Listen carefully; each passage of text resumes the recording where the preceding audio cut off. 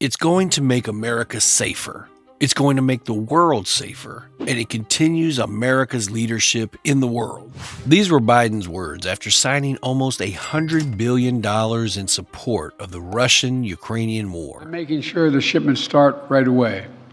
In the next few hours, literally the few hours, we're going to begin sending in equipment to Ukraine for air defense munitions, for artillery, for rocket systems, and armored vehicles. But is it really worth it? The U.S. is facing an economic crisis, yet it continues to contribute to war-struck regions with billions of dollars yearly. The USA is currently experiencing rampant homelessness, widespread drug addiction, illegal immigration crisis, and uncontrollable inflation. But the government is still choosing to send billions of dollars to other countries, while Americans are left to continue suffering and the nation plunges further into its $34 trillion debt.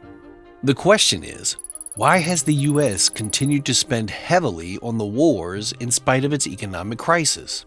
It is quite shocking that there are numerous instances in times past when the U.S. government put U.S. interests at risk, highlighting the emergent need to address the operations of the government and the systems it put in place.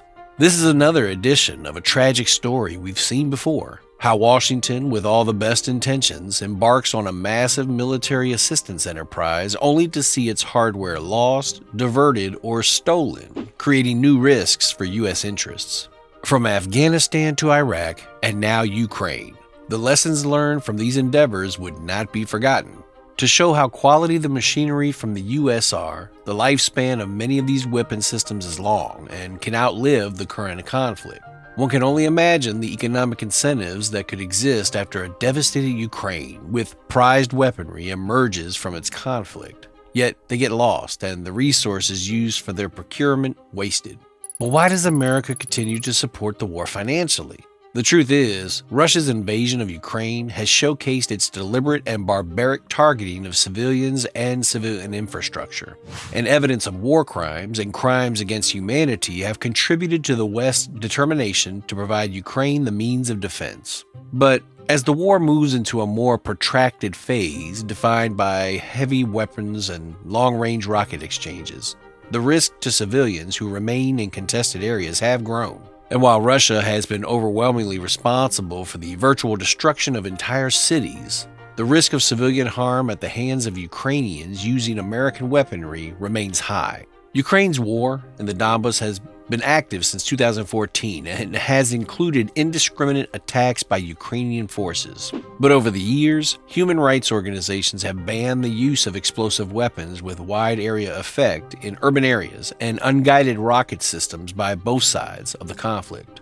Additionally, the urgency in improving Ukraine's battlefield position, and with the torrent of new weapons against Ukraine by Russia, the United States, who sees itself as the savior of the world, has taken it as a responsibility to provide material support. And to the surprise of all, even to the detriment of its citizens. This has made the U.S. fall short of every expectation as a first world nation. Interestingly, the U.S. has been wallowing in debt more than other seemingly weaker nations of the world. In fact, in recent months, the debt load of the United States has been growing at a quicker clip, increasing about $1 trillion nearly every 100 days. The nation's debt permanently crossed over to $34 trillion in January 2024 after briefly crossing it in December the previous year. This record-high debt foreshadows upcoming political and economic challenges that would shake America's balance sheet in the coming years. In fact, a political doom seems to be approaching faster than expected as Republican lawmakers and the White House have agreed to temporarily lift the nation's debt limit. It is shocking that the U.S., being a first world country, has the world's highest national debt. Interestingly, Washington's debt now stands at $34 trillion, raising further concerns about U.S. government spending and borrowing costs. To put that in context, the U.S. owes as much money as the next four countries with the highest debt, including China, Japan, France, and Italy.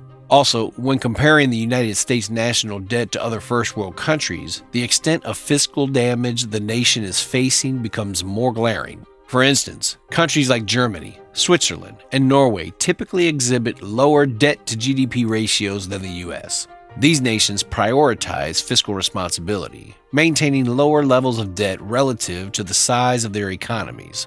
Germany, known for its strong fiscal management, has historically kept its debt to GDP ratio below 60%, well below that of the US.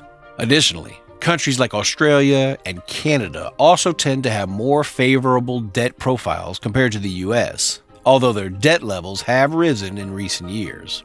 These countries often benefit from prudent fiscal policies, robust economic growth, and effective debt management strategies, contributing to their stronger fiscal positions relative to the United States. But how did the national debt hit $34 trillion? It's worthy of note that the United States debt reached $34 trillion several years sooner than pre-pandemic projections. Federal government's gross national debt surpassed $34 trillion. It's a record high. Congressional Budget Office predicted 3 years ago that it wouldn't go that high until the end of the decade.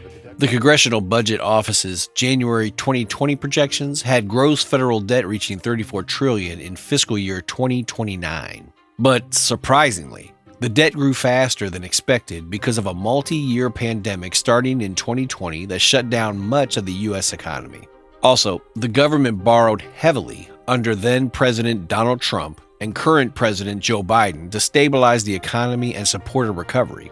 But the rebound came with a surge of inflation that pushed up interest rates and made it more expensive for the government to service its debts. This gross debt includes money that the government owes itself, so most policymakers rely on the total debt held by the public in assessing the government's finances. This lower figure, being $26.9 trillion, is roughly equaled in size to the U.S. gross domestic product. But in the previous year, the Congressional Budget Office estimated in its 30-year outlook that publicly held debt will be equal to a record 181% of America's economic activity by 2053. Yet, it cannot guarantee that the U.S. would not participate financially in global wars. Well, the national debt does not appear to be a weight on the U.S. economy right now, as investors are willing to lend the federal government money. This lending allows the government to keep spending on programs without having to raise taxes. But the debt's path in the decades to come might put at risk national security and major programs, including Social Security and Medicare, which have become the most prominent drivers of forecasted government spending over the next few decades. Government dysfunction, such as another debt limit showdown, could also be a financial risk if investors worry about lawmakers' willingness to repay the U.S. debt. Also, foreign buyers of U.S. debt like China, Japan, South Korea, and European nations have already cut down on their holdings of Treasury notes. For instance, a Peterson Foundation analysis states that foreign holdings of U.S. debt peaked at 49% in 2011, but dropped to 30% by the end of 2022. And according to the CEO of the foundation, debt will continue to skyrocket as the Treasury expects to borrow nearly $1 trillion more by the end of March 2024, said Peterson Foundation CEO Michael Peterson. If we're to take it personally, the debt equates to about $100,000 per person in the U.S. That sounds like a lot, but the sum so far has not appeared to threaten U.S. economic growth. Instead, the risk is long-term if the debt keeps rising to unexpected levels. This is because a higher debt load could put upward pressure on inflation and cause interest rates to remain elevated, which could also increase the cost of repaying the national debt. And as the debt challenge evolves over time, choices may become more severe as the costs of Social Security and Medicare increasingly outstrip tax revenues. In spite of this reality, why does U.S. continue to churn out billions of dollars toward the wars? Professor Jeffrey Sonnenfeld and co-author Stephen Tian says that spending on weapons and aid boosts the U.S. economy, strengthens the NATO alliance, and weakens the Russian war machine. But now, Europe's financial commitments toward Ukraine has exceeded that of the U.S., with European aid being unexpectedly huge over the last few months, with such countries such as Estonia setting aside half their defense budget for Ukraine. This is not to mention the addition of new members paying their own way, such as Finland. Although critics point out that both Ukraine and Russia are largely broke military, with neither side making any substantive territorial gains since 2022, the U.S. is the single biggest winner regardless. With one of the world's three most potent militaries severely degraded and humiliated without a single active duty American casualty, using only 5% of our U.S. defense budget and less than 1% of the United States total government spending, with a sum equivalent to the amount the U.S. is spending on such mundane items such as software for government agencies, COVID rental relief, and interstate highway traffic signs. By contrast, Russia is now spending 40% of its government's budget on defense, cannibalizing the rest of the productive economy to fund war after losing 50% of its military might over the last 2 years. Disproportionately drove Soviet military spending to unsustainable levels. This trend will likely only continue as Russia continues to embarrass itself over its incompetent prosecution of the war. After all, over the last 5 months alone, Russia has lost at least a fifth of its prized naval fleet, the most powerful navy in the world by some measures prior to the war, even though its adversary, Ukraine, does not even have a navy, amidst continued heavy casualty numbering over 500,000 by some estimates. Yet the U.S. has continued to cater to its military needs, contributing to global peace like President Biden says. What do you think about this? Let us know in the comments. Do like this video and subscribe to this channel if you haven't.